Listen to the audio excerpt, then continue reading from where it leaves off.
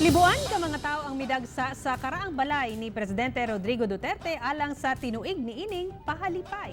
Ano ang detalye? Kadlawon pa lang, dagsa na ang mga tao nga naglinya para sa palipay ni Presidente Rodrigo Duterte sa iyang daang balay sa Bangkal, Davao City. Pagkabuntag, mas nitaas na ang pila nga miabot pa sa may ulas.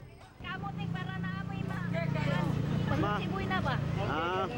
Nabulabog pa kadali kay naalarma ang gwardiya sa saka convenience store kay dunay bag na nabilin sa ilang tindahan. Apan, ang sunod sir katong mga palipay sa no?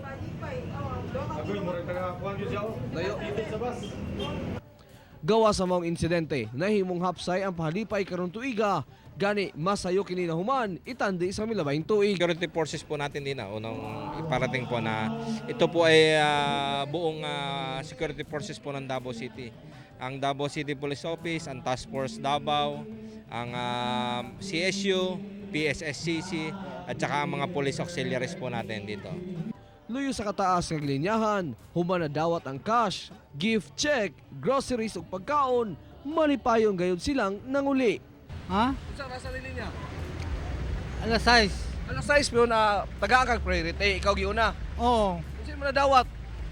Gift check. Asa man na? Pang shopping na. Oo. Katibato. So nakadawat na ka?